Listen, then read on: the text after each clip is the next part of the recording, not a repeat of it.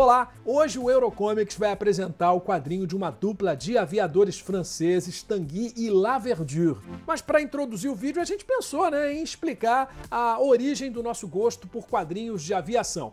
E tudo começou nos anos 1970 com um programa infantil de TV comandado por Wilson Viana, que encarnava o personagem Capitão Asa. A atração se chamava Clube do Capitão Asa, que passava de segunda a sexta pela Rede Tupi de televisão, o Canal 6, no Rio de Janeiro. Exibido entre 1968 e 1979, o programa costumava trazer séries live action e desenhos animados japoneses que ficaram famosos entre as crianças da época. O Capitão Asa representava uma figura militar devidamente uniformizada e com capacete de piloto que tinha o desenho de uma letra A com duas asas laterais. E não era difícil, durante o programa, a gente ver aviões F-5 da Força Aérea Brasileira sobrevoando os céus do Brasil. Talvez por causa disso, encantados com aquelas cenas aéreas, a gente tenha se tornado fã de quadrinhos assim, como o do americano Steve Canyon, de Milton Kenneth, e de Buck Denis, de Jean-Michel Charlier e Victor Huguenon. Mas os que a gente mais gostava mesmo eram Tanguy e Laverdure. A gente não resistiu à tentação de contar então como surgiu a nossa paixão por esses dois heróis que são o tema deste episódio. Foi tudo graças ao saudoso Capitão Asa. Gostaram de saber como tudo começou? Olá, tá aqui o novo episódio do Eurocomics, que é publicado todas as quartas. Hoje a gente vai entrevistar o Patrice Buendia, que é roteirista de Tanguy versus Laverdure, da série Os Cavaleiros do Céu, um quadrinho que é feito em colaboração com o roteirista Frédéric Zambille e o desenhista Sébastien Philippe. Antes da gente falar aí com o Patrice, vamos contar a história de Tanguy e Laverdure para os leitores brasileiros que não conhecem os personagens. Olá, tudo bem? Seja bem-vindo ao Eurocomics, o canal do YouTube que traz o melhor do universo dos quadrinhos europeus e companhia limitada para você. E hoje a gente vai falar sobre um quadrinho de aventura e aviação que foi criado pelo roteirista Jean-Michel Charlier, de Blueberry, e pelo desenhista Uderzo, de Asterix. Suas histórias têm o comandante Michel Tanguy e o tenente Ernest Laverdure, os dois melhores pilotos da Força Aérea Francesa e amigos para todas as horas, como personagens principais. Os dois vivem grandes aventuras recheadas de ação, perseguições, cenas aéreas de tirar o fôlego, muita espionagem e por aí vai. E por conta do galanteador Laverdure, que é um sujeito não tão sério quanto Tanguy, chegando mesmo a ser atrapalhado, esta HQ tem um certo humor. Tanguy e Laverdure começaram a ser publicados em 1959 na revista francesa Pilote. Em seguida, a partir de 1961, estrearam em álbum. Com o traço de Uderzo, saíram 8 títulos até 1967. Depois que Uderzo passou a se dedicar exclusivamente a Asterix, o desenhista Gigé assumiu a série até 1982. A partir desse mesmo ano, começaram a sair álbuns com outros desenhistas até 1988, ainda com o roteiro de Jean-Michel Charlier, que morreu em 1989. Aí tudo ficou um tempo parado, voltando somente em 2002, com uma nova série regular que se chamou inicialmente As Novas Aventuras de Tanguy e Laverdure, que passaria a ser conhecida já no seu segundo volume como Os Cavaleiros do Céu, como já era chamada desde o volume 10, ainda com Gigé. Essa nova leva de HQs, cujas histórias colocam Tanguy e Laverdure nos dias atuais, contou com o roteiro de Jean-Claude Ledan e a alternância de vários desenhistas. De lá para cá, tem roteiro de Patrice Buendia e Frédéric Zambille. Enquanto isso, uma outra série retomando o estilo clássico do quadrinho de Charlier e Uderzo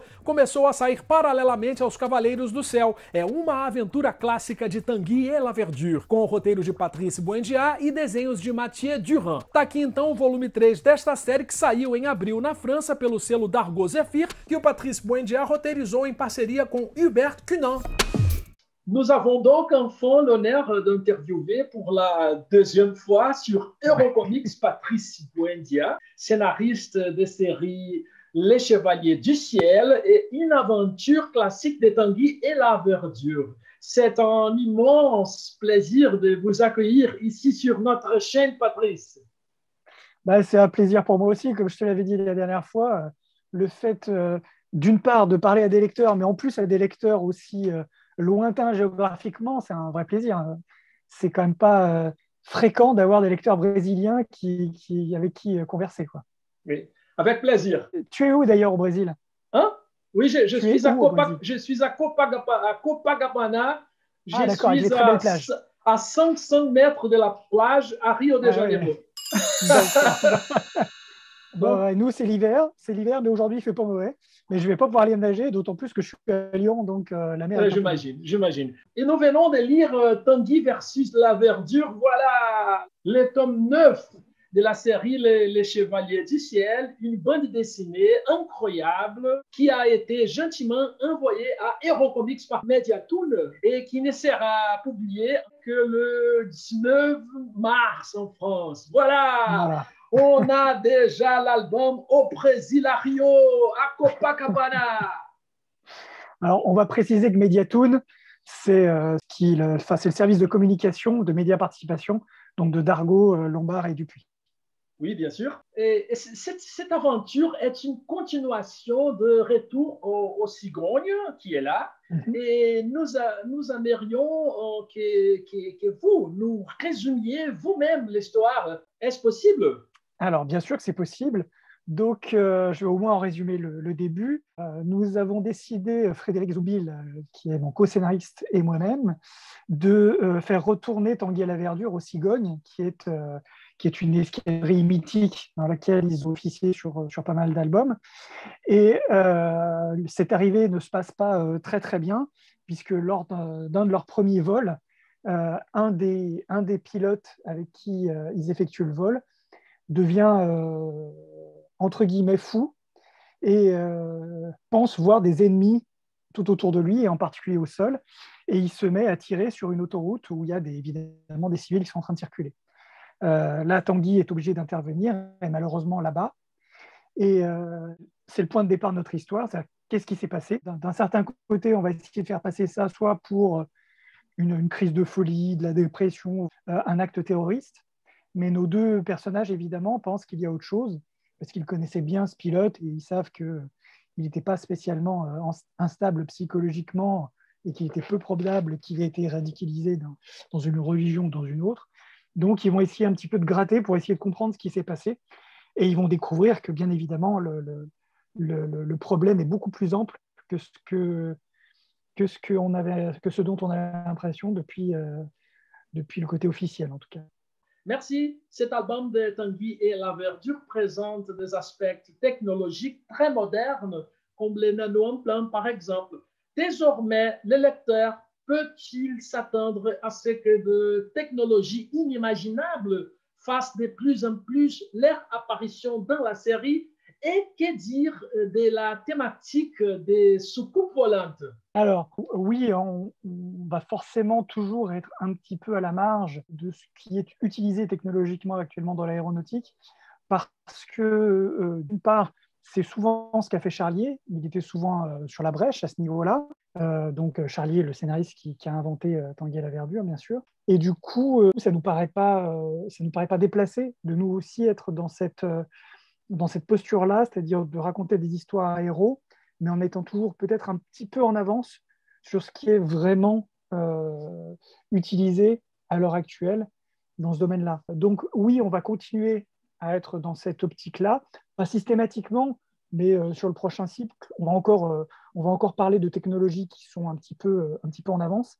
Comme pour les nano-implants, on est quand même sur des choses qui sont déjà à l'étude, qui sont déjà très avancées. Alors sur le prochain cycle, ce sera pareil. Après, pour ce qui est du thème des soucoupes volantes, bah écoute, justement, on démarre notre prochain cycle par Tanguy la Verdure qui pense voir un ovni. Bon, la suite de l'histoire va leur faire comprendre que ce n'était pas tout à fait ça, que c'était justement une nouvelle technologie. Mais par contre, on est toujours à la limite entre ce qui est utilisé actuellement et ce qui sera utilisé demain.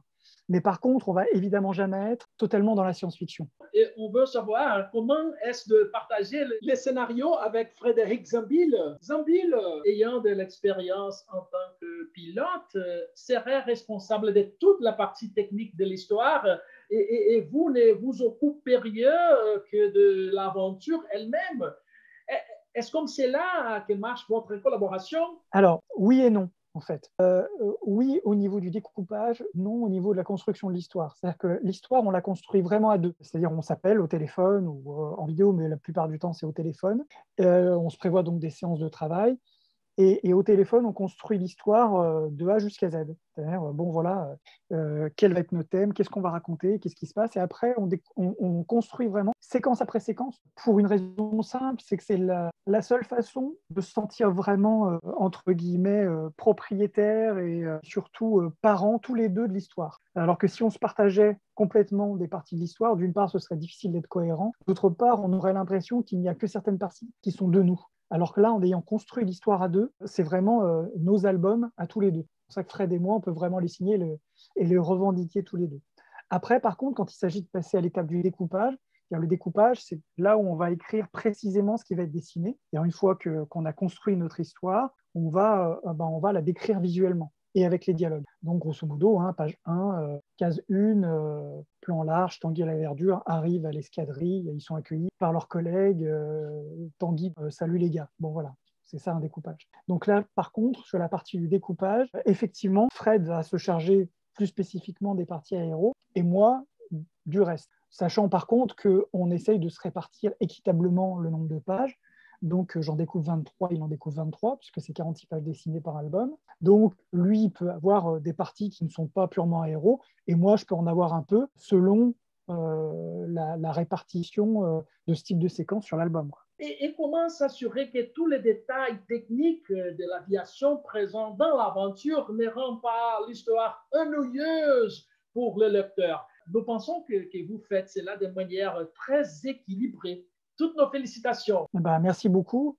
Mais tu as raison, c'est un des vrais écueils de la BD aéro, c'est-à-dire d'être trop technique. Si effectivement on entre que dans des conversations de motorisation ou de ce genre de choses, grosso modo, ça va intéresser qu'une toute petite partie de nos lecteurs, alors qu'ils seront peut-être ravis d'avoir des détails hyper techniques, mais tout le reste de nos lectorats va être perdu parce que les conversations techniques n'intéressent que les techniciens. Évidemment que pour nous, c'est un vrai travail d'équilibriste à avoir entre une narration susceptible d'intéresser tous les lecteurs et quand même une partie qui va satisfaire des lecteurs plus pointus qui vont avoir besoin à la fois d'informations techniques sur les avions, mais aussi sur l'organisation militaire, par exemple. Alors, bien évidemment, le fait que Fred soit un ancien pilote de chasse, ça nous aide justement à avoir ces informations-là, mais comme il est lui aussi très dans la narration, c'est lui qui écrit également les Bottes d'Annie, mais il écrit aussi des romans, il ne tire pas plus vers l'aspect technique. Donc, on est vraiment sur la même longueur d'onde à ce niveau-là. C'est pour ça d'ailleurs qu'on a autant de plaisir à faire cet album ensemble, enfin cette série ensemble. Mais du coup, c'est vrai que c'est quelque chose à laquelle on réfléchit constamment et pour laquelle notre éditeur, Alexandre Parinko, nous aide. Parce que lui, justement, c'est un passionné d'aéronautique, c'est un photographe aéronautique au départ, qui a créé la maison Zéphyr, puis ce qui est devenu un label. Et lui est ce qu'on appelle un fanat, c'est-à-dire vraiment un fou furieux d'aviation. Et justement, lorsqu'il relit nos albums, souvent, il nous aide à trouver un peu l'équilibre. C'est-à-dire, il nous dit, bon là, attention, vous devriez peut-être donner un petit peu plus de détails aéro ou être un tout petit peu plus technique. Et puis, à d'autres moments, nous dire, bon, bah là, 3 pages sur des moteurs, on s'ennuie, passer à autre chose, quoi. Donc, c'est tout l'avantage aussi d'avoir un éditeur qui est impliqué, c'est qu'il nous apporte un regard extérieur et il nous permet de justement d'équilibrer ces deux parties-là. Et nous avons compté sur cet album au moins 3 allusions discrètes à des célèbres séries de la BD franco-belge. Barbe Rouge, Luc Luc et Comanche. Avez-vous l'habitude de toujours faire cela? Peut-on en attendre plus de ces clins d'œil dans les prochaines aventures de Tanguy et la Verdure? Oui, les clins d'œil, ça fait partie du plaisir quand on écrit, de faire référence à des séries qu'on a aimées ou qui ont un sens aussi par rapport à nos propres séries. Après, il ne faut évidemment pas alourdir le propos en multipliant des clins d'œil qui seraient gratuits, mais ça fait plaisir de notre démarche, parce que évidemment, en tant que scénariste, on a d'abord été lecteur ou spectateur. Donc évidemment que faire référence à des bandes dessinées ou des films qu'on a vus, ça fait partie de notre plaisir. Après, voilà, je le répète, il ne faut pas non plus le surcharger, notre histoire avec ce type de clin d'œil pour pas que ça devienne lourd. Mais sinon, si on peut comme ça un petit peu placer de ce que les Américains appellent des Easter eggs, c'est-à-dire des petites comme ça, des petits bonus cachés, bah, ça fait aussi plaisir, on l'espère, au lecteur qui va s'amuser à les trouver, voire à les rechercher. Donc, et à la fin de l'aventure, il y a des pages très riches avec des photos et du texte qui gagne de plus en plus de place dans les albums. Était-ce votre idée d'inclure dans ces matériels supplémentaires une histoire de Tanguy et la verdure face au Covid-19? Mais c'était génial. Non, ça c'est une idée de l'éditeur qui le fait sur d'autres séries déjà, soit sous la forme de cahiers, comme c'est le cas sur sa série Team Rafale, par exemple, qui est écrite aussi par Fred Zumbiel, soit sous la forme carrément d'ouvrages qui sont accolés à la bande dessinée, comme c'était le cas sur sa série de sous-marins, la U-47. Donc, ce n'est pas notre idée, c'est celle de l'éditeur.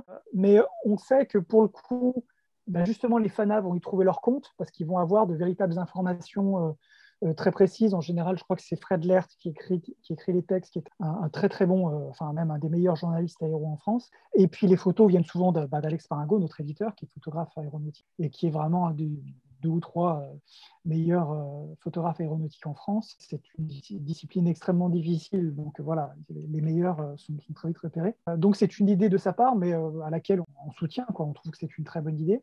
L'avantage en plus, bien évidemment, c'est que ça ne prend pas de place sur notre bande dessinée. C'est-à-dire que nous, de toute façon, on a quand même nos 46 planches. C'est juste un bonus en plus. Voilà. C'est comme les bonus d'un Blu-ray ou d'un DVD. Quand tu as vu ton film et que tu as envie d'en savoir un petit peu plus sur le film, tu vas voir les suppléments. Là, c'est un peu la même chose. Donc, on pense que c'est gagnant pour tout le monde, quoi. Et Patrice, et dans ces mêmes pages supplémentaires, il y a une photo du regretté Albert Uderzo à côté d'un vrai mirage dans les jardins de sa maison. Avez-vous visité cette installation incroyable qui comprend même un hangar qui malheureusement a pris feu en 2017?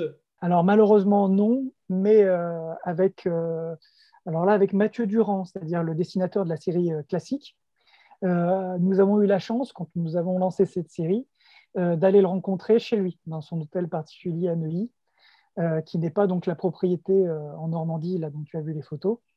C'était déjà une sacrée chance. Alors bien évidemment, comme c'est dans un cadre urbain, il n'avait pas de hangar avec un Mirage 3 à l'intérieur, mais il avait par contre beaucoup d'originaux sur ses murs, dont des originaux, par exemple des couvertures de Tanguy et la Verdure, et c'était extrêmement émouvant.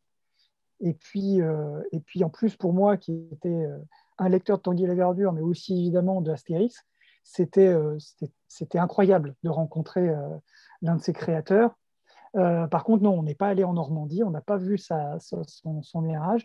Alors, il l'avait donné quelques années avant sa mort à la base de Dijon, je crois. Alors, depuis, je crois que ça a été récupéré par une escadrille privée. Mais du coup, on n'a pas vu cette installation. Mais en tout cas, ça en disait long sur sa passion pour l'aéronautique et pour Tanguy et la Verdure, dont on oublie trop souvent qu'il est l'un des 2 créateurs, avec Charlier.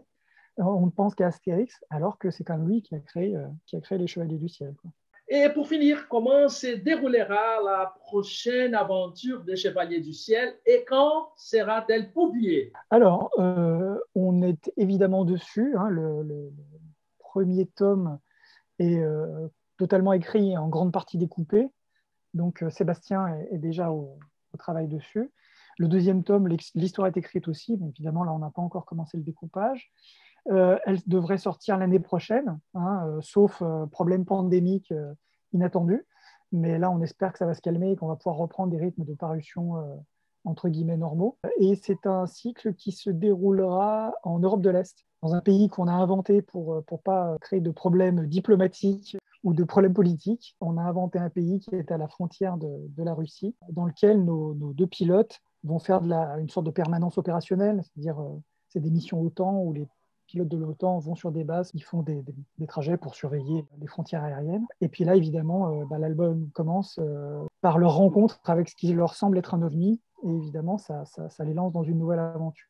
Donc ce sera comme pour cette aventure-là et la précédente, un cycle de 2 tomes, parce pour nous, c'est vraiment le plus pratique pour raconter une histoire un peu riche. Et puis pour les lecteurs, 2 tomes, ça va permettre de ne pas attendre trop longtemps entre le début et la fin d'une histoire. Grosso modo, en général, il y a 1 an d'attente, donc c'est une durée normale, quoi. Voilà. Merci. Voilà, c'est tout pour le moment. C'était superbe. Nous remercions Mediatool pour l'envoi de l'album Tanguy versus La Verdure. Voilà. Eurocomics vous remercie également, Patrice Buendia, de nous avoir accordé cette belle interview. Nous espérons vous revoir bientôt ici sur notre chaîne. Quand tu veux, PH, c'est toujours un plaisir, donc n'hésite pas. Merci. À bientôt. Bonne journée. À très bientôt. Toi aussi, au revoir.